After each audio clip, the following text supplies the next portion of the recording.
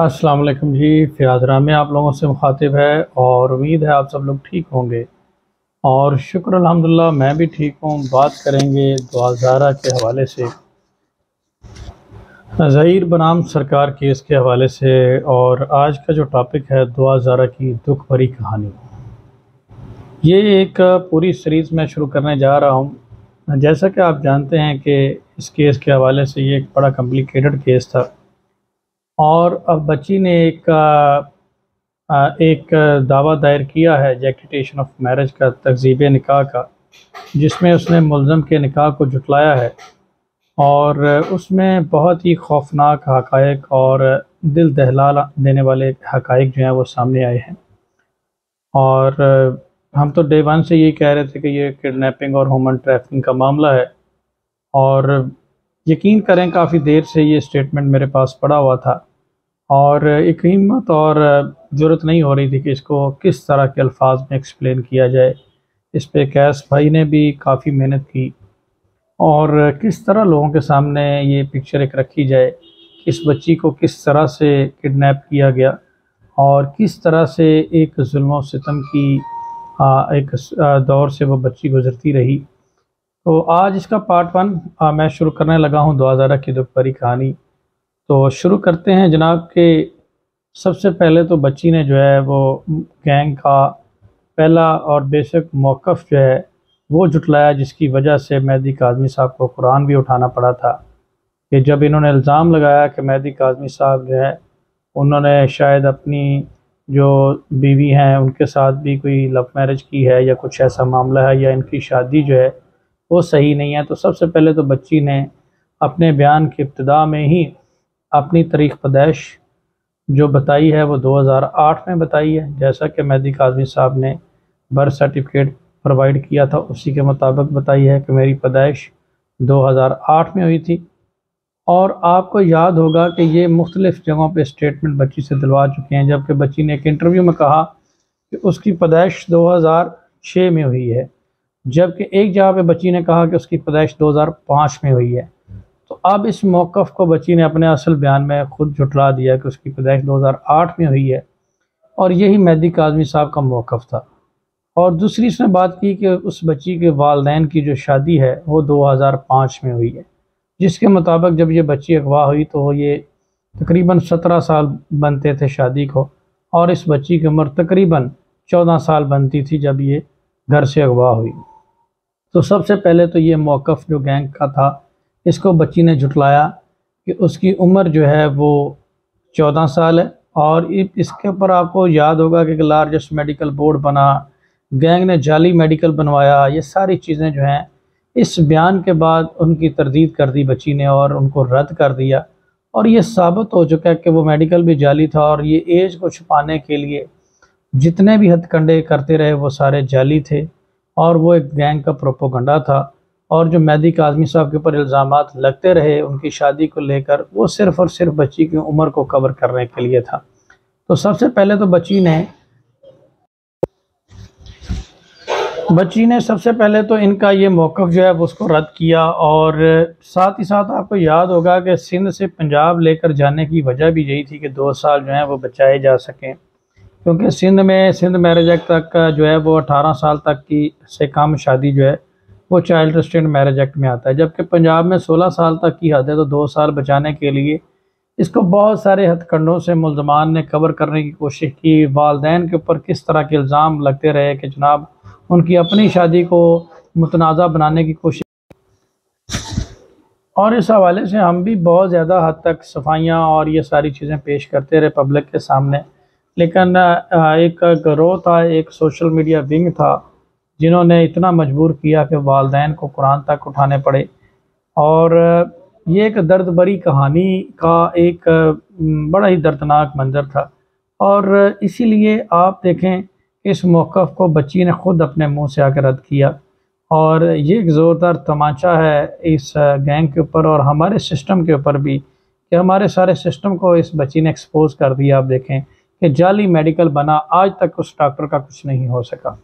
आज तक उस डॉक्टर के अगेंस्ट कोई एप्लीकेशन सबमिट नहीं की जिसने चंद पैसों की खातर अपना ज़मीर बेचा और एक बोगस मेडिकल बनाया। तो इसमें फर्दर आगे अब जब कहानी चुरी तो बच्ची ने सबसे पहले अपना एक बयान रिकॉर्ड करवाया। उसके बाद उसने मज़ीद बताया कि ये जो मुलज़िम है ये 3 साल से बच्ची के साथ इंटरेक्शन में था और मुख्तलिफ़ तरीक़ों से फैंटसी दिखाकर उसका हमदर्द बनकर उसे ट्रैप करने की कोशिश करता रहा और बार बार बच्ची को सड्यूस करता रहा और इंटाइस करता रहा और एक किरदार कशी, जहन कशी, ब्रेन वाशिंग करता रहा, क्योंकि ये एक बहुत ही हैबिचुअल ऑफेंडर है और बड़ा ही स्मार्ट वे से बच्ची के जो जहन है उसके साथ खेलता रहा।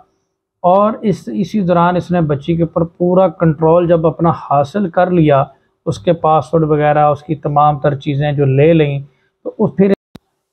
और तस्वीरों के ज़रिए बच्ची को ब्लैकमेल करना शुरू कर दिया और मुख्तलिफ़ तस्वीर और वीडियोज़ भेजना शुरू कर दी। दैन इसने शादी का वादा करना लेना शुरू कर दिए और बच्ची को मुसलसल परेशान करना शुरू कर दिया। और फिर इसने ज़िद की कि वो जनाब आप मिलना चाहता है और उसके साथ बड़ा सिंसियर है और अपनी वालदा को लेकर आ रहा है। और एकदम से इसने बताया नहीं बच्ची को और 16 अप्रैल को सडनली इसने सरप्राइज़ के तौर पर फ़ोन किया कि जनाब वो अपनी वालदा को लेकर आया, सिर्फ 2 मिनट के लिए बच्ची बाहर आ जाए। और बाकायदा तौर पे पूरा प्लान देता रहा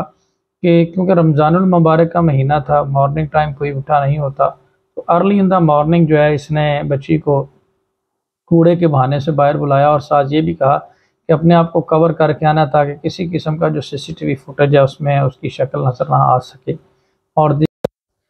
और इस सारे सिनेरियो को बच्ची ने बार बार इनकार किया और इसको कन्विंस किया जाता रहा कि आप 2 मिनट के लिए आ जाएं, मेरी वालदा आपको मिलना चाहती है। और देखें कि अपनी वालदा के ज़रिए इस बच्ची को ट्रैप किया और तसल्ली दिलाने की कोशिश की। और जो ही बच्ची वो बाहर आई, मैं बात को मुख्तसर करता हूँ, तो उसको ज़बरदस्ती बिठाकर रिक्शे में बिठा लिया गया और तशद्दुद करने लगे और उसका मुंह पे हाथ रख दिया गया और वो काफ़ी इसमें चीखती चलाती रही और इस तरह से ट्रैप करके वो बार बार कहती रही कि मुझे मेरे घर जाना है, मैंने अपने वालिदैन के पास जाना है। तो इस तरह से वो ट्रैप करके बच्ची को हर थोड़ी देर बाद रिक्शा तब्दील करते रहे और ये सारा सिनेरियो। और आप यहाँ पे देखें कि अभी तक during the course of investigation police इन हक़ाइक़ का, वो रिक्शा नंबरान और वो कौन कौन लोग थे, उनका पता नहीं लगा सके।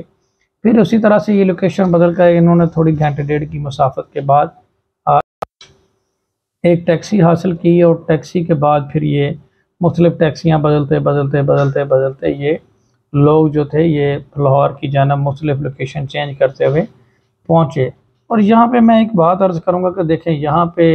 अभी तक उस टैक्सी ड्राइवर का, उसकी CDR भी निकल आई ज़हीर की, ये तमाम पर लोकेशन भी ट्रेप होती नहीं, तो नहीं पता चला।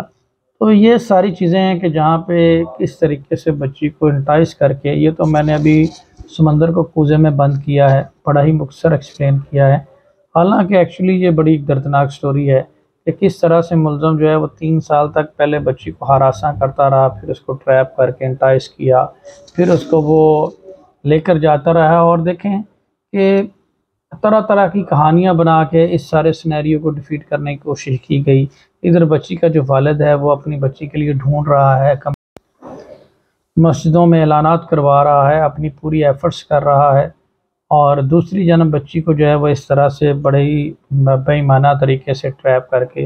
एक गैंग जो है वो ट्रैप करके ले जाता है और उसमें ख़वातीन भी इन्वॉल्व हैं और कोई यारो मददगार नहीं है। और इसमें प्रॉपर एक टैक्सी वाले और ये सारे लोग, अभी तक इन्वेस्टिगेशन के दौरान ये सारी चीज़ें नहीं खुली। और फिर एक शख्स जो है वो मुलज़म शबीर को फ़ोन कॉल पे डाटा ले रहा है, वो शख्स कौन है जिसको वो अपडेट कर रहा था, आज तक वो शख्स सामने नहीं आया। तो ये हमारी पुलिस की कारकर्दगी के ऊपर भी सवालिया निशान है। तो मैं ये सीरीज़ में ये सिलसिला जारी रखूँगा। आज की वीडियो में मैंने बताया कि 16 अप्रैल से पहले की कहानी, बच्ची ने अपनी बर्थ सर्टिफिकेट, वालिदैन की शादी को दुरुस्त करार दिया और बताया कि वो 2008 में पैदा हुई थी और किस तरीके से 16 अप्रैल की रात को बच्ची को ले गया। और आपको याद होगा कि किस तरीके से वो बच्ची को वीडियोज़ और ये सारी चीज़ें बुला के हरासा ब्लैकमेल करता रहा। और आपको याद होगा ये सिलसिला मुलज़म ने मेहदी कादमी को भी मैसेज करके एक शुरू किया था हरासा और ब्लैकमेल करने का, सेम उसी तरह से ये बच्ची को ट्रैप करके वहाँ से ले गया। तो ये एक इंतहाई दर्दनाक कहानी है और एक क्राइम स्टोरी है इंशाल्लाह इसके वो एस्पेक्ट्स जो आज तक कोई नहीं बता सका, जो अब सामने आ रहे हैं दुआज़ारा की ज़बानी, इंशाल्लाह वो मैं आप लोगों के सामने रखूँगा। अपना बहुत सारा ख्याल रखिएगा, दुआओं में याद रखिएगा। आज मैंने आप लोगों को पार्ट 1 एक्सप्लेन किया है इंशाल्लाह, और नेक्स्ट वीडियो में मैं मज़ीद इसी तरह के जो दर्दनाक और ख़ौफनाक कहानी है, जो फैक्ट्स हैं, वो आपके सामने रखूँगा। और इसमें कौन कौन से सेक्शंस और ऐड होने चाहिए थे जो नहीं हुए, और कौन कौन से लोगों को इन्वेस्टिगेशन में शामिल करना चाहिए था जो नहीं